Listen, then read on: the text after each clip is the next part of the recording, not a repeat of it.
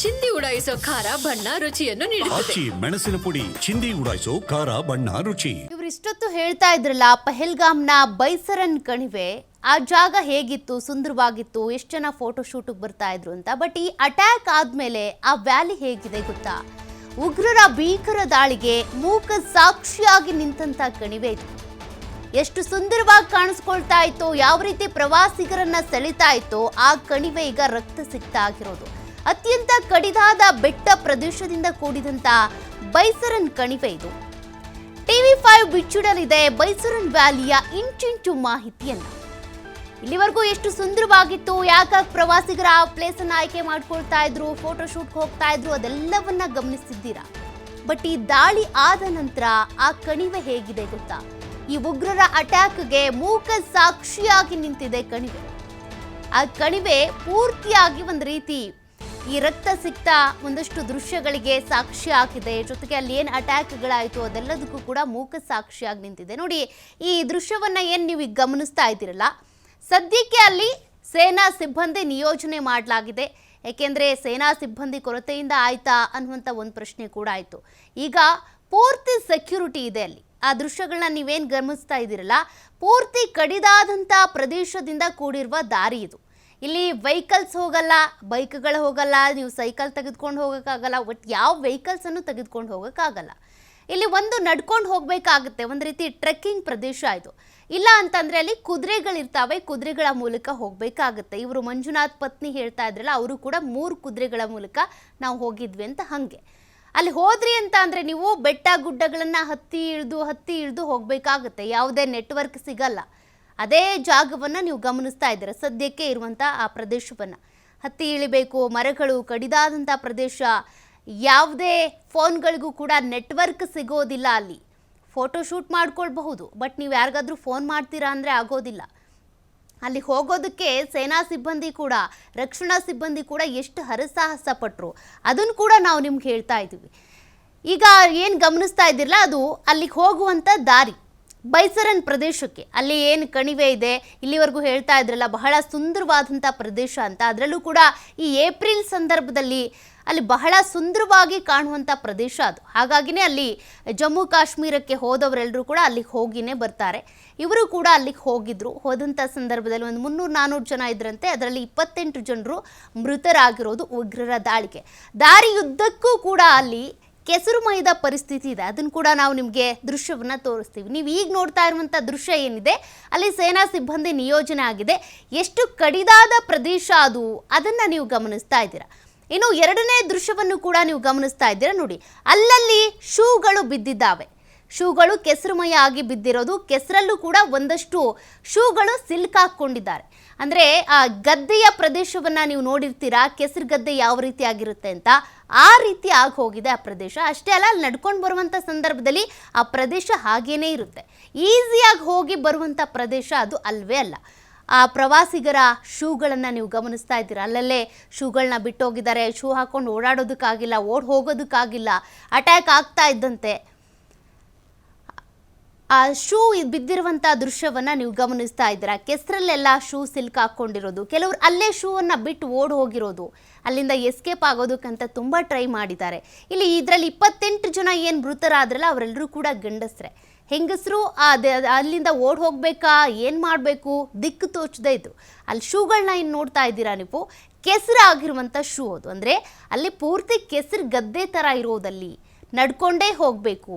ನೀವೇನಾದರೂ ವೆಹಿಕಲ್ ತರ್ತೀರಾ ಅಂದರೆ ಸಾಧ್ಯನೇ ಇಲ್ಲ. ಅಥವಾ ನೀವು ಫ್ಲೈಟ್ನಲ್ಲಿ ಲ್ಯಾಂಡ್ ಮಾಡಬೇಕು ಅಂದರೆ ಅದು ಕೂಡ ಕಷ್ಟ. ಇನ್ನು ಮೂರನೇ ದೃಶ್ಯವನ್ನು ಕೂಡ ನೀವು ಗಮನಿಸ್ತಾ ಇದ್ದೀರಾ. ದಾರಿಯಲ್ಲಿ ಕಾಲಿಟ್ಟ ಕಡಿಯೆಲ್ಲ ಕೂಡ ಕೆಸರೇ ಇರೋದು. ಕಾಲಿಟ್ಟರೆ ಸಾಕು 2 ಅಡಿಯಷ್ಟು ನಿಮ್ಮ ಕಾಲು ಹೂತ್ಕೊಳ್ಳುತ್ತೆ.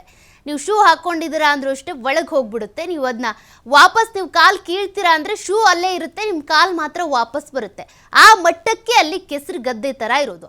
ಆತುರದಲ್ಲಿ ಓಡಿ ಬರುವಾಗ ಕಾಲು ಸಿಕ್ಕಾಕ್ಕೊಂಡು ಶೂಗಳಲ್ಲೇ ಇದ್ದಾವೆ. ಪ್ರವಾಸಿಗರು ಮಾತ್ರ ಓಡಿ ಹೋಗಿದ್ದಾರೆ. ಆ ದೃಶ್ಯಗಳನ್ನು ನೀವು ಗಮನಿಸಬಹುದು. ಕೆಸರಿನಲ್ಲಿ ಶೂಗಳು ಬಿದ್ದಿರೋದು, ರಾಶಿ ರಾಶಿ ಶೂಗಳಲ್ಲಿದ್ದಾವೆ. 200-300 ಜನ ಹೋಗಿದ್ದಾರೆ ಅಂದರೆ 200-300 ಜೊತೆ ಶೂಗಳು, ಚಪ್ಪಲಿಗಳಿರೋದು.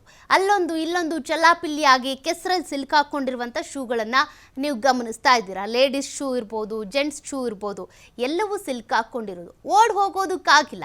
ಬರುವಾಗ ಏನೋ ನಡ್ಕೊಂಡು ಬಂದಿರ್ತಾರೆ, ಕುದುರೆ ಸವಾರಿಲಿ ಬಂದಿರ್ತಾರೆ. ಬಟ್ ಹೋಗುವಾಗ ಈ ರೀತಿ ಅಟ್ಯಾಕ್ ಆದ ತಕ್ಷಣ ಎಲ್ಲರೂ ಚಲ್ಲಾಪಿಲ್ಲಿ ಆಗ್ತಾರೆ, ಚದುರ್ಕೊಂಡು ಹೋಗ್ತಾರೆ. ಬಟ್ ಓಡೋದಕ್ಕಾಗಿಲ್ಲ. ಕೆಸರಲ್ಲಿ ಸಿಲುಕಾಕೊಂಡಿರೋದು ಶೂಗಳು.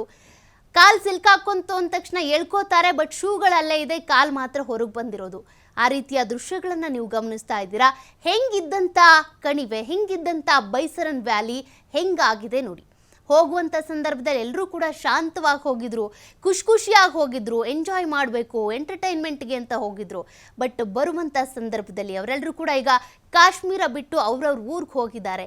ಬಟ್ ಕಾಶ್ಮೀರದ ಪೆಹಲ್ಗಾಮ್ನ ಬೈಸರನ್ ಕಣಿವೆಯ ದೃಶ್ಯಗಳು ಹೇಗಿದ್ದಾವೆ ನೋಡಿ. ಶೂಗಳು ಹೇಗೆ ಅಲ್ಲಲ್ಲೇ ಕೆಸರಲ್ಲಿ ಸಿಲುಕಾಕೊಂಡಿದ್ದಾವೆ ಅಂತ.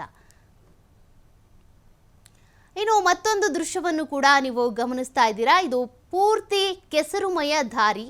ಅದೇ ರೀತಿಯಾಗಿ ಅಲ್ಲಿ ಪೂರ್ತಿಯಾಗಿ ಇರುವಂಥದ್ದು ಗುಡ್ಡಗಾಡಿನ ಪ್ರದೇಶ.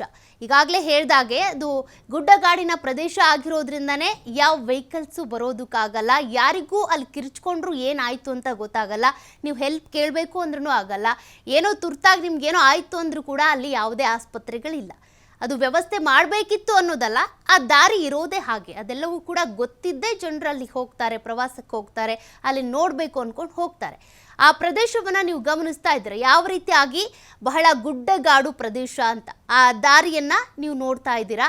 ಪೂರ್ತಿ ಅದು ಮಣ್ಣಿನ ದಾರಿ, ಕಾಲು ದಾರಿ. ಅದು ಅಲ್ಲಿ ನೀವು ನಡ್ಕೊಂಡೇ ಹೋಗಬೇಕಾಗತ್ತೆ, ಬೇರೆ ಯಾವ ವೆಹಿಕಲ್ಸನ್ನು ಬಳಸಂಗಿಲ್ಲ. ಬಟ್ ಅಲ್ಲಿ ಅಟ್ಯಾಕ್ ಮಾಡೋದಕ್ಕೆ ಅಂತ ಬಂದಂಥ ಉಗ್ರರು 2 ವೀಲರ್ ಅಥವಾ ಸ್ಥಳೀಯ ವಾಹನಗಳನ್ನು ಬಳಸ್ಕೊಂಡು ಬಂದಿದ್ರು ಅನ್ನುವಂಥ ಮಾಹಿತಿ ಇದೆ. ಬಟ್ ಅವ್ರು ಹೆಂಗೆ ಬಂದಿದ್ರು ಅದ್ರ ಬಗ್ಗೆ ಅವ್ರಿಗೆ ಮೊದಲೇ ಮಾಹಿತಿ ಗೊತ್ತಿತ್ತಾ ಅನ್ನೋದು ಗೊತ್ತಾಗಬೇಕಿದೆ. ಇನ್ನು ಬೈಸರನ್ ವ್ಯಾಲಿಯ ಪ್ರವೇಶ ಉಚಿತ ಏನಲ್ಲ, ಅದಕ್ಕೆ ಅಂತ ಹೇಳಿ ಅಲ್ಲಿ ಶುಲ್ಕ ಕೂಡ ಇದೆ. ದೊಡ್ಡವರಿಗೆ 35 ರೂಪಾಯಿ ಶುಲ್ಕವನ್ನು ನಿಗದಿ ಮಾಡಲಾಗಿದೆ. ಇನ್ನು 12 ವರ್ಷದ ಕೆಳಗಿನ ಮಕ್ಕಳಿಗೆ 15 ರೂಪಾಯಿ ಶುಲ್ಕವನ್ನು ಅಲ್ಲಿ ವಿಧಿಸಲಾಗುತ್ತೆ. 35 ರೂಪಾಯಿ ದೊಡ್ಡವರಿಗೆ, ಚಿಕ್ಕ ಮಕ್ಕಳಿಗೆ 15 ರೂಪಾಯಿ ಇರುತ್ತೆ 12 ವರ್ಷದ ಒಳಗಿನವರಿಗೆ. ಆ ಬೋರ್ಡನ್ನು ಕೂಡ ಅಲ್ಲಿ ಹಾಕಿದ್ದಾರೆ. ಹೋಗುವಂಥವ್ರು ಏನಿದ್ದಾರೆ ಎಂಟ್ರಿ ಫೀಸನ್ನು ಅಲ್ಲಿ ಶುಲ್ಕವನ್ನು ಕಟ್ಟಿ ಟಿಕೆಟ್ ತೆಗೆದುಕೊಂಡು ಹೋಗಬೇಕಾಗುತ್ತೆ. ಅಲ್ಲಿ ಎಂಟ್ರಿ ಉಚಿತ ಅಲ್ಲ. ಆ ಎಂಟ್ರಿ ಹೋಗ್ಬೇಕು ನೀವು ಒಳಗೆ ಅಂತ ಅಂದರೆ ಟಿಕೆಟ್ ತೆಗೆದುಕೊಂಡು ಹೋಗಬೇಕು. ಅದರ ಒಂದು ಬೋರ್ಡನ್ನು ಕೂಡ ನೀವು ಅಲ್ಲಿ ಗಮನಿಸ್ತಾ ಇದ್ದೀರಾ. ಎಂಟ್ರಿ ಫೀಸ್ ಇಷ್ಟಿದೆ ಅಂತ. 12 ವರ್ಷದ ಮಕ್ಕಳಿಗೆ, 12 ವರ್ಷಕ್ಕಿಂತ ಕಡಿಮೆ ಮಕ್ಕಳಿಗಾದರೆ 15 ರೂಪಾಯಿ ಇರುತ್ತೆ. ಇನ್ನು ದೊಡ್ಡವರಿಗಾದರೆ 35 ರೂಪಾಯಲ್ಲಿ ಶುಲ್ಕವನ್ನು ಪಾವತಿ ಮಾಡಿ ನೀವು ಎಂಟ್ರಿ ತೆಗೆದುಕೊಳ್ಬೇಕಾಗುತ್ತೆ. ಅಲ್ಲಿಂದ ಎಂಟ್ರಿ ಆದ ತಕ್ಷಣ ನೀವು ಎಂಜಾಯ್ ಮಾಡ್ಬೋದು, ಫೋಟೋಶೂಟ್ ಇರ್ಬೋದು, ವಿಡಿಯೋಸ್ ಇರ್ಬೋದು, ಏನು ಬೇಕಿದ್ರೂ ಮಾಡ್ಬೋದು. ಅದೆಲ್ಲದಕ್ಕೂ ಸಾಕ್ಷಿ ಆಗಬೇಕಾಗಿದ್ದಂಥ ಬೈಸರನ್ ಕಣಿವೆ ಈ ರೀತಿಯಾಗಿ ಉಗ್ರರ ದಾಳಿಗೆ ಸಾಕ್ಷಿ ಆಗಿಬಿಟ್ಟಿದೆ. ಒಂದು ರೀತಿಯಾಗಿ ಪಾಪ ಅಲ್ಲಿಂದ ಸ್ಥಳ ಏನಿದೆ ಪೂರ್ತಿ ಚಲ್ಲಾಪಿಲ್ಲಿ ಆಗಿದೆ. ಈ ಕೇರಳದಲ್ಲಿ ಫ್ಲಡ್ ಆದಾಗ ಹೆಂಗಾಯ್ತಲ್ಲ ಹಾಗೆ, ಮೊದಲು ಹೆಂಗಿತ್ತು ಇವಾಗ ಹೆಂಗಿದೆ. ಇನ್ನು ಮೂಕ ಪ್ರೇಕ್ಷಕರಾಗಿ ನಿಂತಿರುವಂಥ ಬೈಸರನ್ ಕಣಿವೆ ದಾಳಿಯ ನಂತರ ಚೊಲ್ಲಾಪಿಲ್ಲಿಯಾಗಿ ಅಂಗಡಿಗಳು ಬಿದ್ದಿದ್ದಾವೆ. ಇಲ್ಲಿ ಕೆಲವೊಂದು ಚಿಕ್ಕ ಚಿಕ್ಕ ಸ್ಟಾಲ್ಗಳನ್ನು ಹಾಕ್ಕೊಂಡಿದ್ರು. ಬಂದಂಥ ಪ್ರವಾಸಿಗರು ಸ್ನ್ಯಾಕ್ಸ್ ತೆಗೆದುಕೊಳ್ತಾರೆ, ಏನಾದರೂ ಕೊಂಡ್ಕೊಳ್ತಾರೆ ಅಂತ. ಬಟ್ ಅವೆಲ್ಲ ಸ್ಟಾಲ್ಗಳು ಕೂಡ ಚಲ್ಲಾಪಿಲ್ಲಿಯಾಗಿ ಬಿದ್ದಿರೋದು. ಹುಲ್ಲುಗಾವಲಿನ ಮೇಲೆ ಅಲ್ಲಲ್ಲಿ ರಕ್ತದ ಕಲೆಗಳು. ಏಕೆಂದರೆ 28 ಜನರನ್ನು ಶೂಟೌಟ್ ಮಾಡಿ ಕೊಂದಿದ್ದಾರೆ ಅಂತ ಅಂದರೆ ಅಲ್ಲಲ್ಲಿ ಎಷ್ಟು ರಕ್ತ ಬಿದ್ದಿರ್ಬೋದು ನೀವೇ ಊಹೆ ಮಾಡ್ಕೊಳ್ಳಿ. ಅಲ್ಲಲ್ಲಿ ಹುಲ್ಲುಗಾವಲಿನ ಮೇಲೆ ಪೂರ್ತಿ ಹಸಿರಾಗಿ ಕಾಣಬೇಕಾಗಿದ್ದಂಥ ಹುಲ್ಲುಗಾವಲು, ಆ ಹಸಿರಾಗಿದ್ದಂಥ ಹುಲ್ಲುಗಾವಲಿನ ಮೇಲೆ ಈಗ ರಕ್ತದ ಕಲೆಗಳು ಬಿದ್ದಿರೋದು. ರಕ್ತದ ಒಂದು ಪಿಪಾಸು ದೃಶ್ಯ ಏನಿದೆ ಆ ದೃಶ್ಯಕ್ಕೆ ಈಗ ಆ ವ್ಯಾಲಿ ಕಣಿವೆ ಏನಿದೆ ಸಾಕ್ಷಿ ಆಗಿಬಿಟ್ಟಿದೆ. ಬೈಸರನ್ ಕಣಿವೆಯಲ್ಲಿ ಈಗ ಭಾರೀ ಭದ್ರತೆಯನ್ನು ಹೆಜ್ಜೆ ಹೆಜ್ಜೆಗೂ ಸೇನೆ ಸರ್ಪಗಾವಲನ್ನು ವಹಿಸಲಾಗಿದೆ. ಇಷ್ಟೆಲ್ಲ ಆದಮೇಲೆ ನಮ್ಮ ಭದ್ರತೆಯನ್ನು ನಾವು ಕಂಡುಕೊಳ್ಳೇಬೇಕು, ನಮ್ಮ ರಾಜ್ಯವನ್ನು ನಾವು ಕಾಪಾಡಿಕೊಳ್ಳೇಬೇಕು.